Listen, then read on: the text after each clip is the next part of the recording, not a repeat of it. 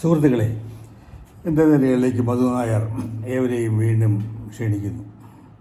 ഇന്ന് ഞാൻ ചില കാര്യങ്ങൾ പറയാൻ ഉദ്ദേശിക്കുന്നത് ശബരിമലയുമായിട്ട് ബന്ധപ്പെട്ടതാണ്. സർക്കാർ വൻതോതിലൊരു അയ്യപ്പ സംഗമം പമ്പയിൽ സംഘടിപ്പിക്കുന്നു.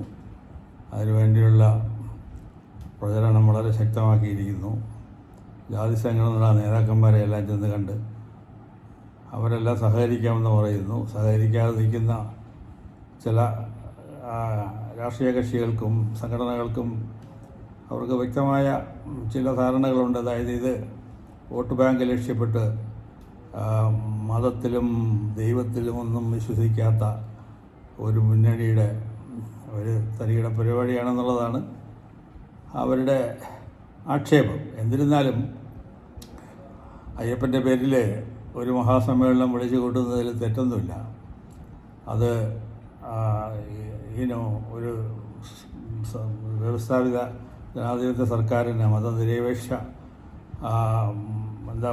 സിമ്പിളായിട്ടുള്ള സർക്കാരിൻ്റെ അത് ആവശ്യമാണോ, അത് നിയമത്തിനെതിരാണെന്നൊക്കെ പറഞ്ഞ് കോടതി കയറുകയും കോടതി അവസാനം പറയുന്നതിൽ കുഴപ്പമൊന്നുമില്ല. അപ്പം അതിന് അനുകൂലിച്ചുകൊണ്ട് സർക്കാർ വാദം യു.പിയിൽ ലോകം മുഴുവൻ ശ്രദ്ധിക്കുന്ന കുംഭമേള നടത്തുവാനായിട്ട് സർക്കാർ ഒരുങ്ങുന്നില്ലേ എന്നൊക്കെയായിരുന്നു. എനിവേ, ഖജനാവിൽ നിന്ന് പണം ഒന്നതിന് മുടക്കുന്നില്ല എന്നുള്ളതാണ് ഏറ്റവും ശക്തമായ വാദം. ഇതിൻ്റെ എന്തോ പറയുന്ന ഒരു ഒരു എതിരഭിപ്രായം പ്രകടിപ്പിക്കാൻ പ്രയാസമാണ്. അയ്യപ്പൻ്റെ പ്രസക്തി ലോകമാസകലം എത്തിക്കുന്നത് നല്ല കാര്യം തന്നെയാണ്. അത് ആക്ച്വലി കേരളത്തിൻ്റെ നിലനിൽപ്പിന് തന്നെ ടൂറിസം വളരെ അത്യന്താപേക്ഷിതമാണ്. അതിലാണ് ഒന്ന് സ്പിരിച്വൽ ടൂറിസം. ഇവിടെ തിരുവനന്തപുരം നഗരത്തിൽ വരുന്ന ടൂറിസ്റ്റുകൾ നല്ലൊരു ഭാഗം വരുന്നത് പത്മനാഭസ്വാമി ക്ഷേത്രം കാണുവാനാണ്. അപ്പോൾ ഒരു ആത്മീയ ടൂറിസത്തിന് ഇവിടെ വലിയ പങ്കുണ്ട്. അത്തരത്തിൽ ശബരിമലയ്ക്ക് ഒരു അന്തർദേശീയ ആഗോള പ്രസക്തി ഉണ്ടാകാനുള്ള എല്ലാ പോസിബിലിറ്റീസും ഉണ്ട്. ഇപ്പോൾ ഞാൻ അറിയുന്നത് ആക്ച്വലി ശബരിമല സീസൺ വരുമ്പോഴത്തേക്കും ഒരു ദിവസം ചില ദിവസങ്ങളിലൊക്കെ 1.5 ലക്ഷം ഭക്തർ അവിടെ എത്തുന്നു. അതിൽ 75,000 പേർക്ക് നിയമപരമായി അതിനകത്ത് പ്രവേശിക്കാൻ സാധിക്കുള്ളൂ. അതായത് ഇപ്പോൾ തന്നെ ഉള്ള തിരക്ക് നിയന്ത്രിക്കുവാനായിട്ട് പ്രയാസമാണ്. ഇപ്പോൾ കൂടുതൽ ആളുകൾ ആ സമയത്ത് വന്നു കഴിഞ്ഞാൽ ഇതിനെക്കാളും വലിയ പ്രയാസമാകില്ല. ഇപ്പോൾ പിന്നെ എന്തിനു വേണ്ടിയാണ് ഈ ശ്രമം നടത്തുന്നതെന്ന് ചോദിക്കാം. അവിടെ ശരിക്ക് പറഞ്ഞു കഴിഞ്ഞാൽ ഈ പറയുന്ന ശബരിമല എന്ന നമ്മുടെ ഭാഗ്യം കൊണ്ട് നാടാകെ മാത്രമല്ല ഒരു തരത്തിൽ ലോകം മുഴുവൻ അറിയപ്പെടുന്ന ഒരു ക്ഷേത്രത്തിന് ആ രീതിയിലുള്ള ഭക്തന്മാർക്ക് സൗകര്യം ഉണ്ടാക്കി കൊടുക്കേണ്ടത് വളരെ നല്ല കാര്യമാണ്. ഞാൻ ഇപ്പോൾ ഇരിക്കുന്ന സർക്കാർ അതിനടുപ്പിച്ചൊരു എയർപോർട്ട് നിർമ്മാണത്തിൽ ഏർപ്പെട്ടിരിക്കുന്നു. അത് പുരോഗമിക്കുന്ന എന്നറിയോ. അതുപോലെ തന്നെ റോപ്പ് വേയുടെ കൺസ്ട്രക്ഷനും പോസിബിലിറ്റി ഈ പണ്ടൊക്കെ ഇത് പ്രശ്നം വച്ചിട്ടത് തടഞ്ഞുകൊണ്ടിരുന്നത്. ഇപ്പോൾ അതൊക്കെ മാറി അത് ഒരു പോസിബിലിറ്റി ആയി വരുന്നു.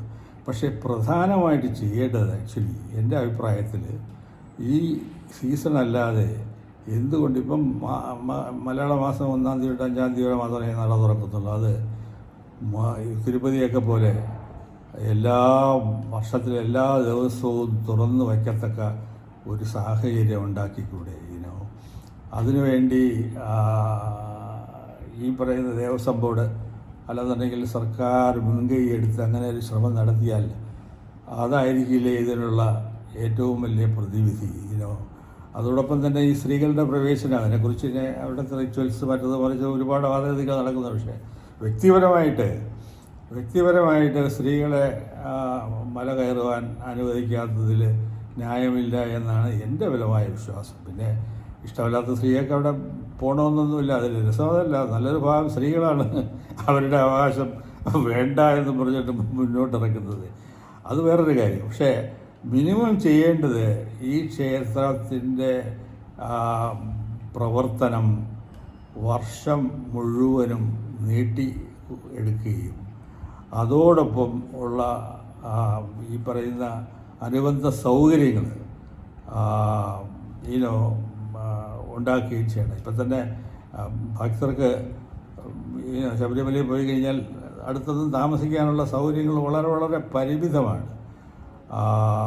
നോർത്ത് ഇന്ത്യൻ പല തീർത്ഥാടനങ്ങളിൽ ചെന്ന് കഴിഞ്ഞാൽ കത്വ എന്ന് പറയുന്ന ഒരു സ്ഥലമുണ്ട്. അത് ഹിമാലയത്തിലെ ഒരു പ്രസിദ്ധമായ ക്ഷേത്ര ദർശനത്തിന് വേണ്ടി വരുന്ന ലക്ഷക്കണക്കിന് ആളുകൾക്ക് വേണ്ടി ഞാനൊരിക്കൽ അവിടെ പോയപ്പോൾ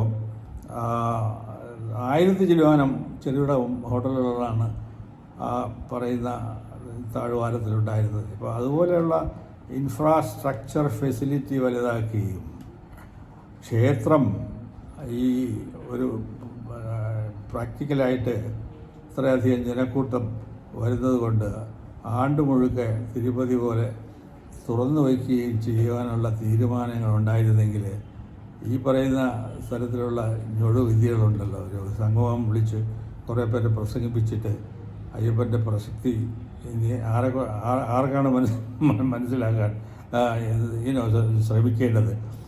അതൊരു വൃഥാശ്രമം ആണെന്നൊരു പരിധി വരെ ഞാൻ വിശ്വസിക്കുന്നു. അല്ലാതെ ക്രിയാത്മകമായിട്ടുള്ള മേൽപ്പറഞ്ഞ കാര്യങ്ങളെപ്പോലെ ചില കാര്യങ്ങൾ നടന്നു കിട്ടട്ടെ, അതിനു വേണ്ടിയുള്ള ചങ്കൂറ്റം. അതായത് ഇവിടുത്തെ പ്രശ്നം എന്ന് പറഞ്ഞു കഴിഞ്ഞാൽ ഇരിക്കുന്ന സർക്കാർ മതങ്ങളെയൊക്കെ പേടിക്കുകയാണ്. ഇപ്പം തന്നെ ശ്രീ പത്മനാഭസ്വാമി ക്ഷേത്രത്തിലെ ലോകം മുഴുക്കെ ശ്രദ്ധിക്കാൻ ഇടയുള്ള ഒരു ഉന്മിച്ച സ്വർണ്ണശേഖരം അവിടെയുണ്ട്. അത് ഒരു തരത്തിലും അത് പുറത്തെടുത്ത് ഒരു മ്യൂസിയമാക്കി ലക്ഷക്കണക്കിന് കോടിക്കണക്കിന് തീർത്ഥാടകരെ അല്ല ടൂറിസ്റ്റുകളെ തന്നെ ഇവിടെ എത്തിക്കാൻ സാധിക്കുന്ന ഒരു സംവിധാനം ഉണ്ടാക്കാൻ സാധിക്കും. പക്ഷേ ഇതിനൊക്കെ എന്താ പറയുക, ഒരു ഭയങ്കര ചങ്കൂറ്റത്തോടുകൂടി, അതായത് ഈ മത ആചാരവാദികളെ ഭയക്കാതെയുള്ള ഒരു ഭരണ സംവിധാനം ഇവിടെ ഉരുത്തിരിഞ്ഞാലേ കേരളത്തിൽ ഇക്കാര്യങ്ങൾ രക്ഷയുള്ളൂ എന്ന വിശ്വാസം നിങ്ങളോട് പങ്കിട്ടുകൊണ്ട് ഈ ആഴ്ചത്തെ എൻ്റെ ജൽപ്പനങ്ങൾ നിർത്തുന്നു. നന്ദി, നമസ്കാരം, ജയ് ഹിന്ദ്.